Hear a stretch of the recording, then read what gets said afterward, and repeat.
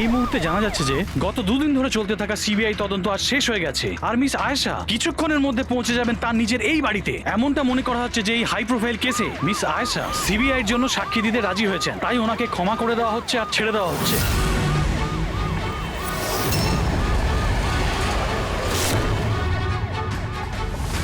Ma'am, এটা কি সত্যি যে আপনি সিবিআই এর জন্য সাক্ষী দিতে রাজি হয়েছেন?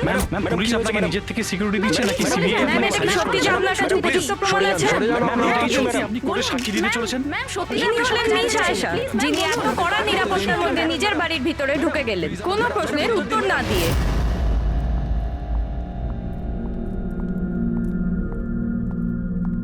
ম্যাডাম, খাবার রেডি আছে, দিয়ে দেবো কি?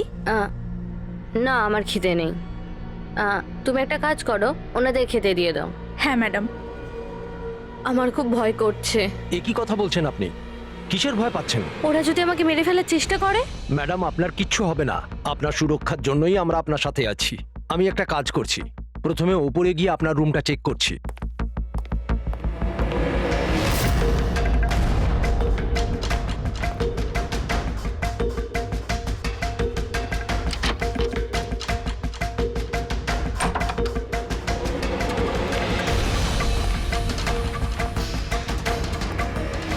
আপনার রুমটা চেক করেছি, সবকিছু ঠিক আছে, আর আপনি গিয়ে রেস্ট নিতে পারেন। দেখুন, আপনার কিচ্ছু হবে না। আর তাছাড়াও শুধুমাত্র একটা রাতের ব্যাপার, সকালে কোর্টে রায় বেরিয়ে যাবে আর ওরা গরাদের পিছনে চলে যাবে। You just relax.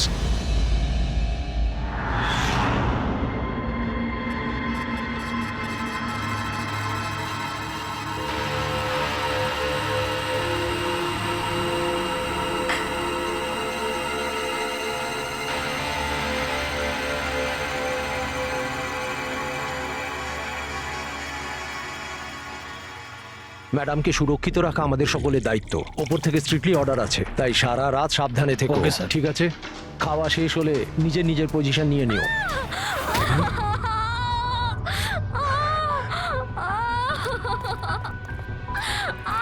Madam! Madam, madam, madam, দরজা খুলুন! ম্যাডাম, দরজা খুলুন! দরজাটা খুলুন ম্যাডাম।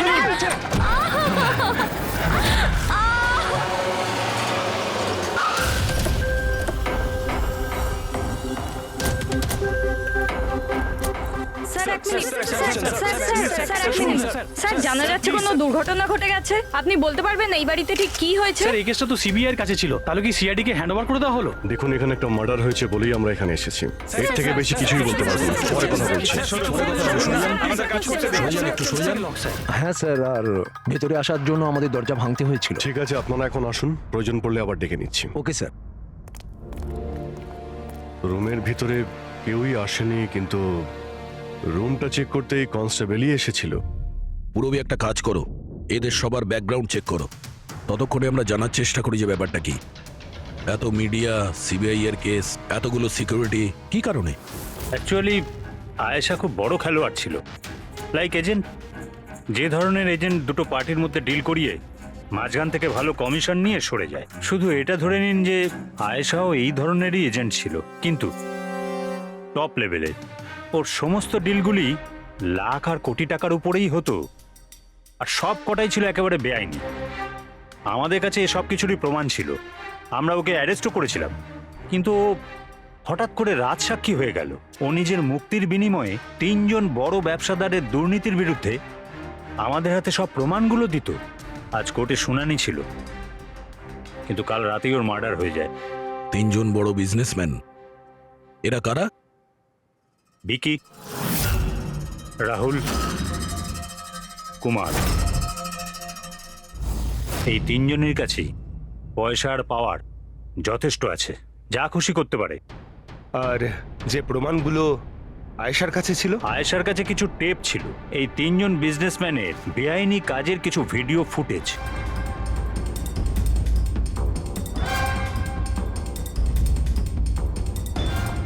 তার মধ্যে কুমারের একটা ক্লিপ আমাদের কাছে আছে। এই দেখো দয়া। চিয়ার্স। টাকাটা কবে ট্রান্সফার করছেন মিস্টার কুমার? ব্যাস, যেই আমাদের কাছে গানস পৌঁছে যাবে আপনার অ্যাকাউন্টে টাকা পৌঁছে যাবে। সেসবের চিন্তা আপনি করবেন না মিস্টার কুমার, ওনাদের কাছে অস্ত্রের তো কোনো খামতিই নেই, এমনিতেই তো পড়ে পড়ে জংই ধরছে। হ্যাঁ, তাছাড়া পাওয়ারে থাকার তো এটাই সুবিধা, তাই না? যখন যেটা মন চায় করে না। আপনি শুধু এই কনসাইনমেন্টটা সম্পূর্ণ করে দিন, আমাদের তো একসঙ্গে অনেক কাজ করতে হবে, তাই না? একদম। আর এটা তো সবে শুরু। আমি যতদিন আছি আপনাদের দুজনকে কোনো চিন্তা করার দরকার নেই। এটা একটা স্যাম্পল দয়া, এটা থেকে কিছু প্রমাণ করা যাবে না। অবশ্য প্রমাণ হিসেবে আয়েশার কাছে দেওয়ার মতো অনেক কিছুই ছিল, কিন্তু ও আমাদের কিছুই দেয়নি। ও চেয়েছিল যে এই সমস্ত প্রমাণগুলো ও কোর্টের হাতে নিজেই দেবে। নিজের নিরাপত্তার বদলে ও আমাদের সামনে এই শর্ত রেখেছিল। বাকি টেপগুলো ছাড়া এই টেপ আমাদের কোনো কাজেই আসবে না। এই টেপ আপনার কাজের না হতে পারে, কিন্তু আমাদের কাজে লাগতে পারে। এই তিনজনকে ব্যুরোতে ডাকার জন্য যথেষ্ট। যে লেভেল পর্যন্ত এরা পৌঁছেছে, এদের পক্ষে আয়েশার মার্ডার প্ল্যান করা খুব একটা বড় ব্যাপার নয়। ভিকি, কালকে কোথায় ছিলে? কাল একটা পার্টিতে ছিলাম। এগুলো ওই লোকগুলোর স্টেটমেন্ট আর সিগনেচার, যারা কাল রাত 9টা থেকে 3টে অবধি আমার ক্লায়েন্টের সাথে ছিল। টাইম তো আমরা জিজ্ঞাসা করিনি। দেখুন, আয়েশার মাথা খারাপ ছিল, ও এমনই মন গড়া গল্পগুলো শোনাতো যাতে ও শাস্তি থেকে বেঁচে যায়। That's it. আয়েশা আপনাকে ঠকিয়েছে, আপনার বিরুদ্ধে সিবিআই এর কাছে প্রমাণ দিয়েছে। রাগ হওয়াটা তো স্বাভাবিক। হ্যাঁ, ভেবেছিলেন খুন করে দেওয়া যাক ওকে? রাগ নয় স্যার, বরং আফসোস হলো ওর ওপর। কারণ ও চাইলেও কিছু করে উঠতে পারতো না স্যার, কারণ ওর করার মতো কিছুই ছিল না। এটা আমার ক্লায়েন্ট রাহুলের অ্যালিবাই। কাল রাত্রে ইনি কিন্তু নিজের বিজনেস পার্টনারদের সাথেই ছিলেন, এর মধ্যে সমস্ত ডিটেলস আছে।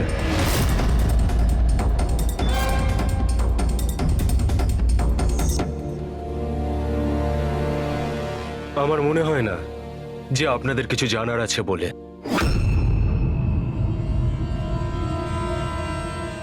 আপনারা যেতে পারেন। ধন্যবাদ। মার্ডারের সময় আমার ক্লায়েন্ট ফ্যামিলি ফাংশনে বিজি ছিলেন, আর এই হচ্ছে তার প্রমাণ। মিস আয়েশার কাছে আপনার বিরুদ্ধে প্রমাণ ছিল মিস্টার কুমার। আর এমন প্রমাণ যা আপনাকে বরবাদ করে দেওয়ার জন্য যথেষ্ট। আয়েশা খুবই চালাক মেয়ে, ভালো হয়েছে মারা গেছে, নাহলে আমি ওকে মেরে ফেলতাম। মারতেন না মেরে ফেলেছেন? না স্যার, আমি ওকে মারিনি, কিন্তু ওই মানুষটাকে আমি নিশ্চয়ই থ্যাঙ্কস বলবো যে আমার মনের ইচ্ছেটাকে পূরণ করেছে। আপনি যেতে পারেন, তবে খুব তাড়াতাড়ি দেখা হবে। Thank you.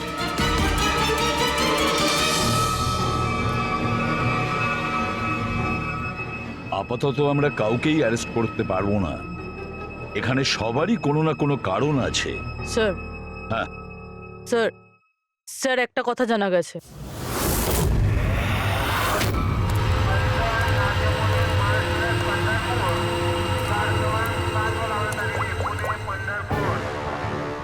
হ্যালো, হ্যাঁ, সব কিছু তৈরি। একটা কথা মনে রেখো, কোনো ভুলভ্রান্তি যেন না হয়। এই তো দাদা, চলে আসুন, বাস ছাড়বে, বাস ছাড়বে।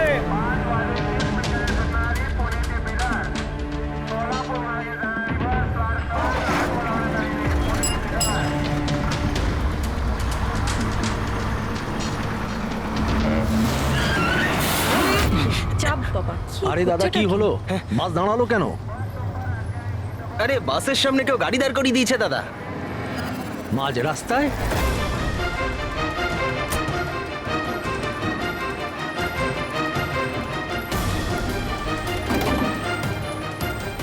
স্যার, আপনারা এখানে? শহর ছাড়ার খুব তাড়া দেখছি তোর। হ্যাঁ, অনেক প্রশ্নের উত্তর দিতে হবে তোকে। চল চল। স্যার, আমি কি করেছি স্যার? স্যার, আমার কথাটা তো শুনুন স্যার। স্যার, আমাকে কেন ধরছেন স্যার? স্যার স্যার কি করছেন স্যার? আমাকে কেন ধরছেন? আমি তো ছুটি নিয়ে দেশে যাচ্ছি স্যার। তোর রেকর্ড আমরা চেক করেছি, তুই তো আমাদের বলিসনি। হ্যাঁ, যে আয়েশার আগে তুই মিস্টার কুমারের জেট সিকিউরিটিতে ছিলি। হ্যাঁ স্যার, ওটাই তো আমার কাজ। আর আপনি তো জানেন যে সরকার আমাদের যেখানে পাঠায় সেখানে যেতে হয়। তোমার মোবাইলে কুমারের কল একবার নয় 3বার, আয়েশার মার্ডারের ঠিক আগে। এটাও একটা কাজ। আপনারা ঠিক বলেছেন স্যার। কুমার আমাকে কল করেছিল, ও আয়েশা ম্যাডামের সঙ্গে কথা বলতে চাইছিল, কিন্তু আমি বারণ করেছিলাম স্যার। ও আমাকে টাকার লোভও দেখিয়েছিল, কিন্তু আমি তবুও কথা বলাইনি। প্রথমে দুবার বারণ করেছিলি তুই, আর তারপর রাজি হয়ে গেলি তুই, হ্যাঁ? ম্যাডাম, এই কুমার স্যার আবার ফোন করছেন। হ্যাঁ, আমাকে কোনো বিপদের ব্যাপারে বলতে চাইছে। ফোনটা দাও। এই নিন। হ্যাঁ বলো। আমি জানতে পারলাম তুমি আমার জন্য চিন্তা করছো, কোনো বিপদ থেকে আমাকে উদ্ধার করতে চাইছো। How strange. আমি বলে দিচ্ছি, আমি তোমাকে খুব ভালো মতো চিনি। আর এই সমস্ত কার্যকলাপ না তুমি অন্য কারোর সাথে করো। আর এমনিতেও যদি আমি জেলে যাই, এই টাকাগুলো নিয়ে আমি কি করব? আচার দেবো?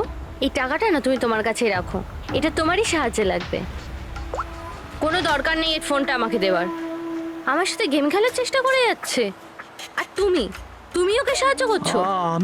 আমি কোথায় ম্যাডাম? আপনাকে সাহায্য করছিলাম তো। ঠিক আছে থাক, শুধু এইটুকুনি জেনে রেখো, তুমি যদি ওকে সাহায্য করো না, রক্ষা পাবে না।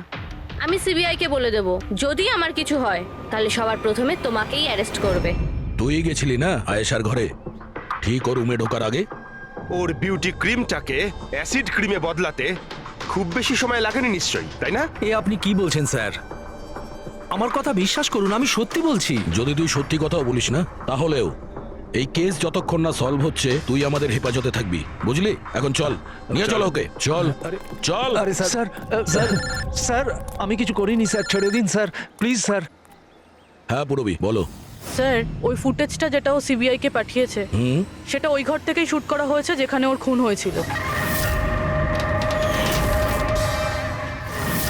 তার মানে আয়েশার বেডরুমে? হ্যাঁ স্যার, ওরই বেডরুমে। আসলে এই ফুটেজটা 1 বছর আগের, ফার্নিচার বদলানো হয়েছিল তাই বোঝা যাচ্ছিল না। Are you sure? স্যার 100%, এটা সেই ঘরটাই। হ্যাঁ, একটা ভাইটাল ইনফরমেশন দিলে Purabi, thank you so much. Purabi বলল যে আয়েশা মিনিস্টার আর মিস্টার কুমারের স্টিংটা ওই রুমেই করেছে। আর যদি এটাই হয়, ক্যামেরা ওই ঘরেই কোথাও লোকানো আছে, তার মানে ক্যামেরা এখনো ওখানেই আছে।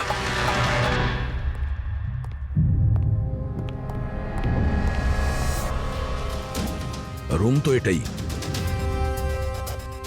আর এই হলো জানালা। ফুটেজে জানালা রয়েছে, তার মানে এই ফুটেজটা এই দিক থেকেই তোলা হয়েছে। স্যার, ফুটেজ অনুযায়ী তো ক্যামেরা এখানে থাকা উচিত। না ভাই, এতটা হাইটে না, ক্যামেরা আই লেভেলে ছিল, আর সেই হিসেব অনুযায়ী এইখানেই কোথাও হওয়া উচিত।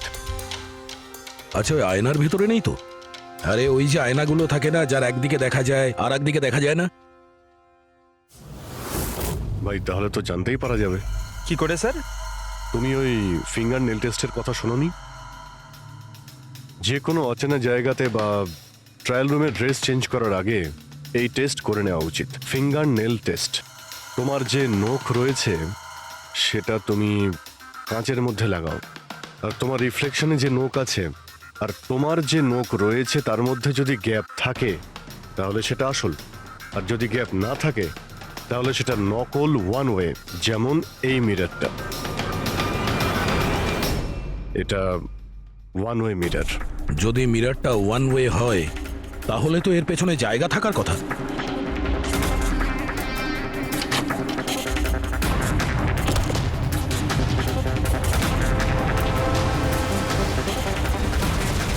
অভিজিৎ,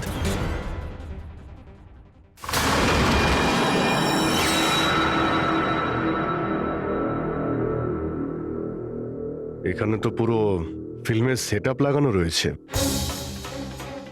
এসডি কার্ড তো নেই স্যার। হ্যাঁ,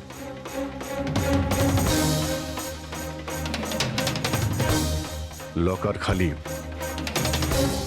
স্যার মনে হয় টেপটা এখানেই রাখতাম। এই জায়গা থেকেও বড় বড় লোকের কেলেঙ্কারি রেকর্ড করেছে, আর এই জায়গায় ব্যবহার করে খুনি ওকে খুন করে দিয়েছে। হতে পারে এই ওয়ান ওয়ে মিরর দিয়ে ওকে ছটপট করে মরতে দেখেছে ও। স্যার, তার মানে আমরা যখন ওখানে লাশের সঙ্গে ছিলাম তখনও এখানে ছিল, আর আমাদের যাওয়ার পরে সুযোগ বুঝেও এখান থেকে পালিয়ে গেছে। তার মানে আয়েশা আর পুলিশের অনুপস্থিতিতে লোকটা বাড়িতে ঢুকেছিল হয়তো বাড়ির পিছন থেকে।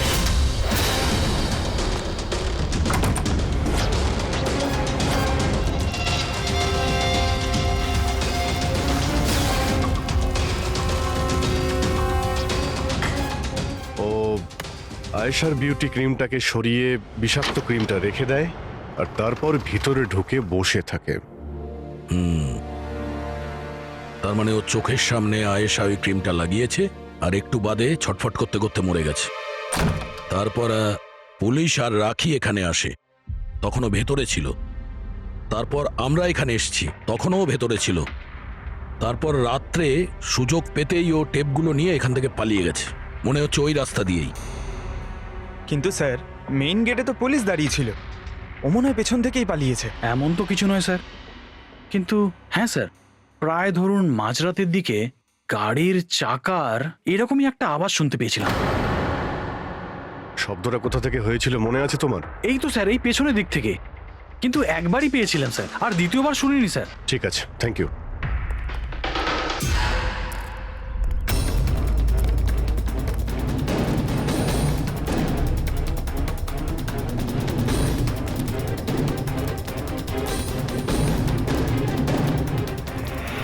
স্যার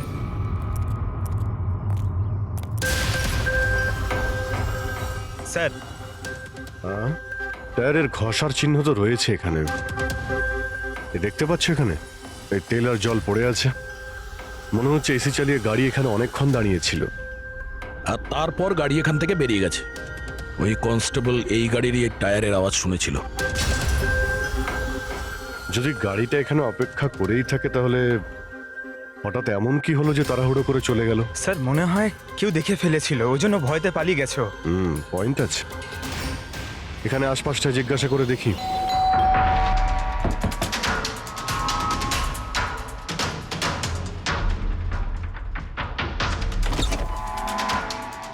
নমস্কার। নমস্কার। নমস্কার, আমরা সিআইডি অফিসার্স। সিআইডি? ম্যাম, কালকে রাত্রে আপনি এখানে কিছু কিছু অদ্ভুত দেখেছিলেন বা শুনেছিলেন, এমন কিছু যা আগে কখনো ঘটেনি? হ্যাঁ, দেখে তো ছিলাম।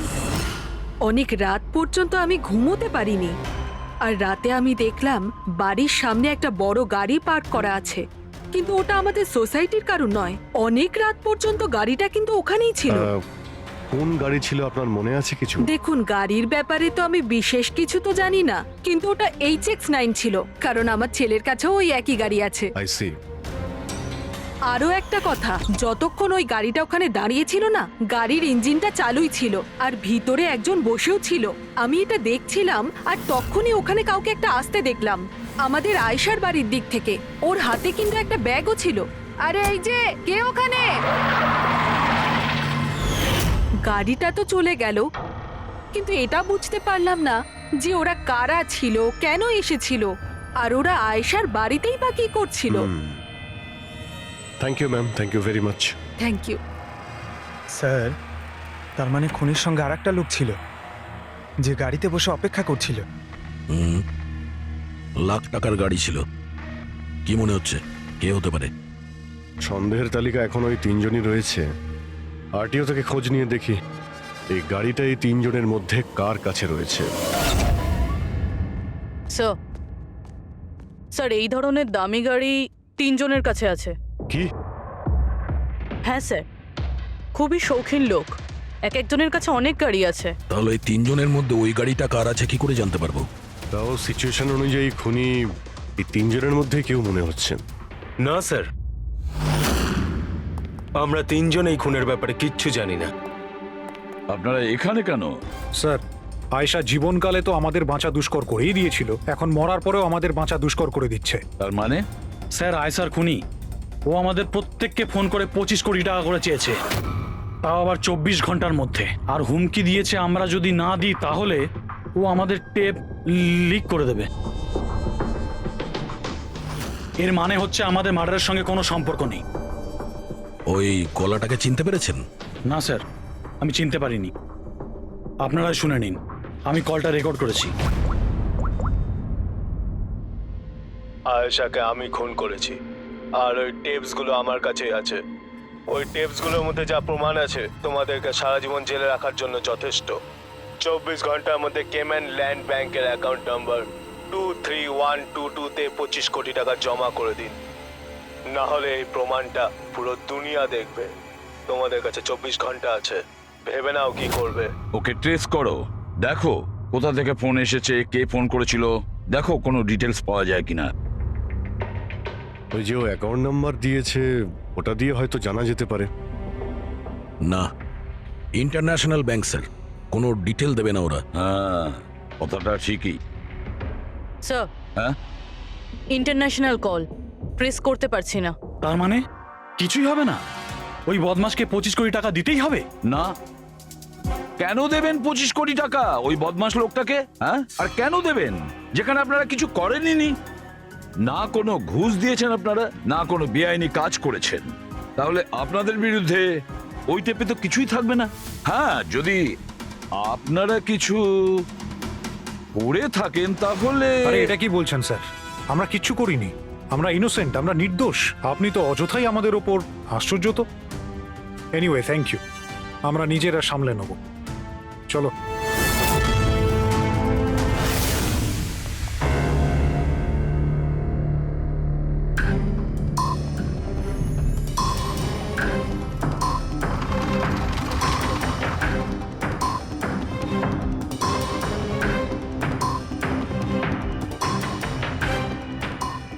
সারিকা, এই রুমটাকে খুব ভালো করে চেক করতে হবে।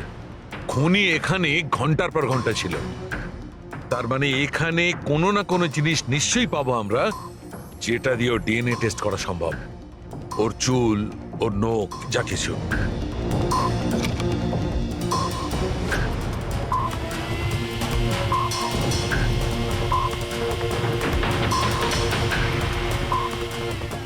এক মিনিট সারিকা, হ্যাঁ, একটা ফোর্সেপ দাও।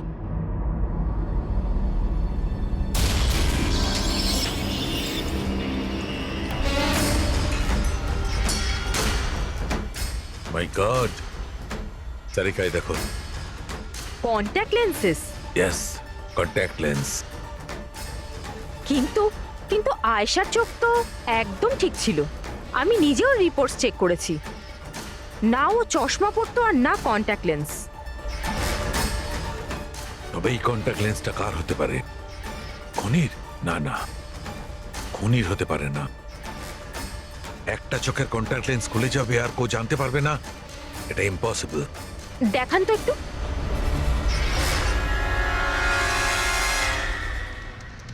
বেশ হাই পাওয়ারের লেন্স। High power lens?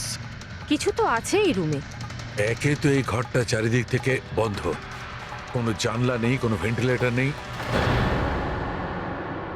হ্যাঁ? ও ওহো, কি হয়েছে? সারিকা, তুমি জানো তো ওই কালার স্টেন কেমিক্যাল বানানো হয় যা দিয়ে ঘাম টেস্ট করা যায়? হ্যাঁ জানি। গুড, এক কাজ করো, তুমি কালার স্টেন কেমিক্যাল বানাও। খনি এখানে এই ঘরের মধ্যে ঘন্টার পর ঘন্টা ছিল, আর আমাদের অল্প সময়ের মধ্যে এত ঘাম হয়ে গেল। খনির তো খুব ঘাম হয়েছিল। ইয়েস, এই ঘামটাকে চেক করব, তার থেকে জানা যাবে যে খনি কোথায় ছিল, দাঁড়িয়ে ছিল না বসে ছিল না কিভাবে ছিল, সব কিছু। ওই র্যানসাম কলের কোনো মানেই হয় না, ওই কল বোগাস হতে পারে। হ্যাঁ স্যার, কারণটা আমাদের কেস থেকে সরানোর জন্য আর টাকা কামানোর জন্য। এই তিনজনের মধ্যে কেউ আয়েশাকে খুন করে আর ওই টেপটাকে চুরি করে, আর সে বাকি দুজনকে কল করে ব্ল্যাকমেল করছে। কিন্তু স্যার, সে কে? স্যার, আমার তো মনে হয় কুমার হতে পারে। ও ভীষণ রকচটা, যে কারো খুন করতে পারে। আর ওই বাকি দুজন, ওরাও কম যায় না স্যার। এই তিনজনের যেমন পয়সাও আছে তেমন ক্ষমতাও আছে এদের। খুনি এই তিনজনের মধ্যেই কেউ হবে স্যার। আর খুনির একজন সঙ্গীও আছে, যে ওই বাইরে গাড়িতে বসে খুনির জন্য অপেক্ষা করছিল। হ্যাঁ, হবে তো এই তিনজনের মধ্যেই কেউ, আর এমন একজন যে আয়েশাকে খুব কাছ থেকে চিনতো। এক্স্যাক্টলি, সেজন্য ও জানতো যে আয়নার পেছনেও আরো একটা রুম আছে, আর আয়েশা কোন ক্রিম ব্যবহার করতো সেটাও ও জানতো। স্যার এর মানে ওই গোপন জায়গার ব্যাপারে খুনি ছাড়া আর কেউ কিছু জানতো না। এক্স্যাক্টলি। তাহলে স্যার, তাহলে আবার কি করবে দয়া? ধরে ফেলো ওদের। ওদের প্ল্যানিং এই ওদেরকে ফাঁসাতে হবে।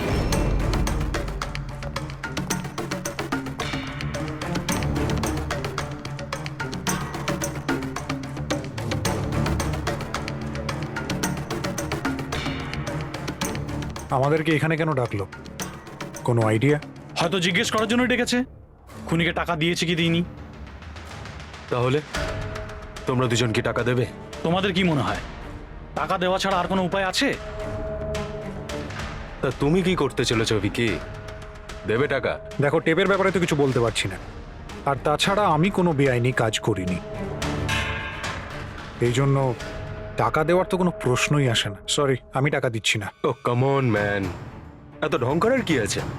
কিছু করে থাকলে বলো না, শুধু আমরা তিনজনই আছি এখানে। দেখো রাহুল, যদি কথা... এক সেকেন্ড নাও, সিআইডি মেসেজ করেছে। আরে কোথায় আছে ওরা? কি লিখেছে বল। কোথায় আটকে গেছে, আসতে পারবে না, ফিরে যেতে বলেছে। হোয়াট ননসেন্স ভাই, আমরা কখন থেকে এখানে বসে আছি, শুধু শুধু সময় নষ্ট করে দিল। এবার কি করবে? যাওয়া যাক, আর কি। চলো, কাম অন।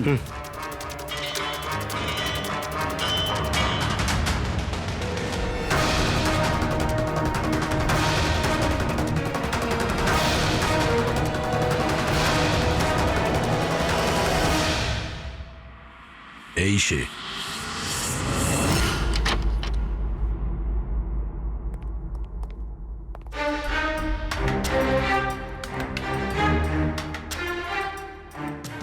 স্যার, ভিকি, তার মানে ও জানতো যে আয়নাটার পিছনে ক্যামেরা আছে? হ্যাঁ, বাকি দুজনের হয় এরা কিছু জানে না, না হলে আমাদের সামনে অ্যাক্টিং করছে। স্যার, আমার তো এই বিকিকে সন্দেহ হচ্ছে। এবার কি করব? নজর রাখা যাক এর উপর, কোনো না কোনো ভুল নিশ্চয়ই করবে। হ্যাঁ সারিকা, কালাস্টেন কেমিক্যাল রেডি। ঠিক আছে, চলো।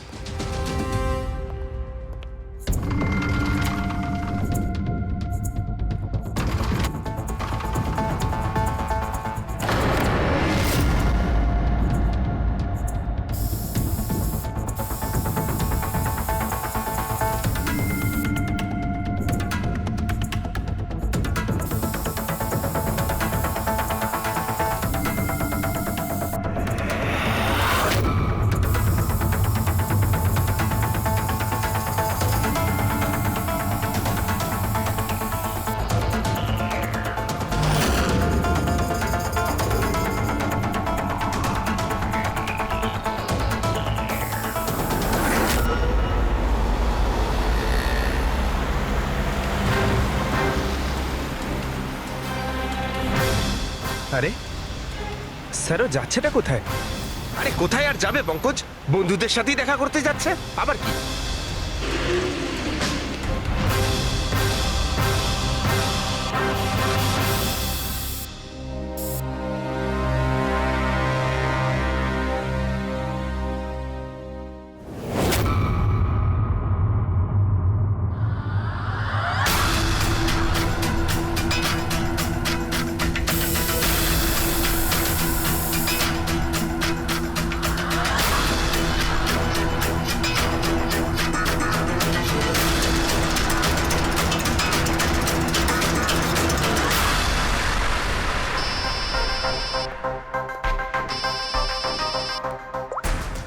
হ্যাঁ সারিকা, বলো। গুড, কিছু পেলে? মেঝেতে? মেঝেতে শুয়েছিল? মেঝেতে কেন? ওকে ওকে, ঠিক আছে সারিকা, আমি তোমাকে পরে ফোন করছি। বাই। ওই দুদিন আগে আমি 1124 লাস্টটা এনেছিলাম। হ্যাঁ স্যার। কোথায় ওটা? ওর মুখটা দেখতে হবে। এই যে স্যার।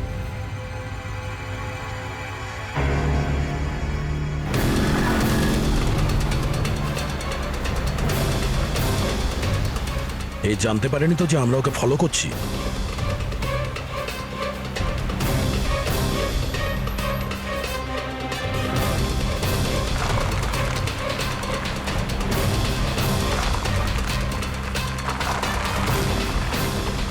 স্যার এটা সত্যি সত্যি বাড়িতে ঢুকে গেল। ভেবেছিলাম ও কোনো বন্ধুর সাথে দেখা করবে। হ্যাঁ অভিজিৎ, কি ডক্টর সালুকে বলে দিয়েছেন যে খুনি কে? কে? ও হ্যাঁ, আমরা এই উইকিকে ফলো করতে করতে ওর বাড়ির কাছে পৌঁছে গেছি। ঠিক আছে, আমরা ওয়েট করছি। অভিজিৎ আসছে।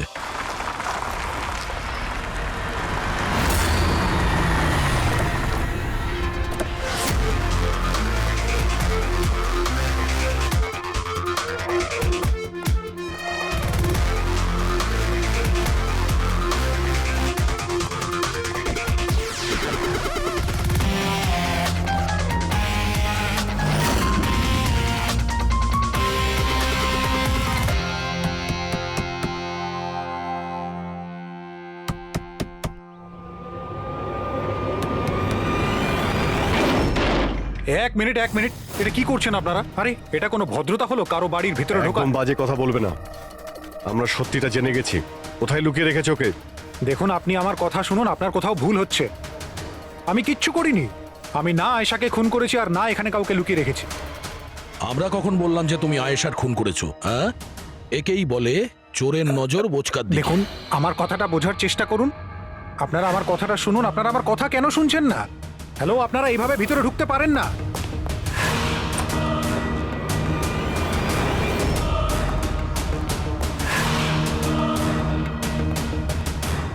এখানে তো কেউ নেই। আমি বলছি আপনাদেরকে এখানে কেউ নেই, প্লিজ। আরে বন্ধ করুন এগুলো। এইভাবে ভিতরে আপনারা ঢুকতে পারেন না। Hello, excuse me. হ্যালো, আরে ওপরে কিচ্ছু নেই স্যার। আরে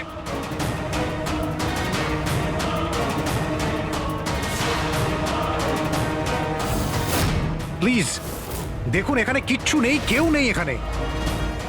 আরে আপনারা তো আমার কোনো কথাই শুনছেন না। আজব তো, কখন থেকে বলছি এখানে কেউ নেই। আরে কেউ নেই এখানে। হ্যালো স্যার,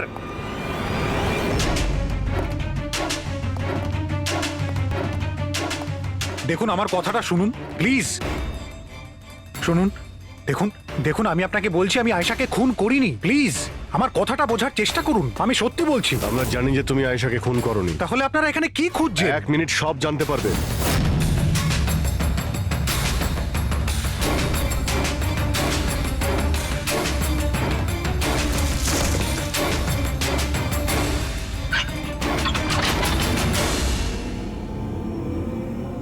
স্যার আসুন।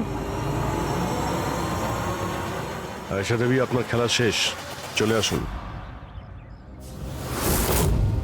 সালুমকে স্যার আগেই বলে দিয়েছিল তুমি বেঁচে আছো। আসলে আমি ওর চোখটা চেক করব।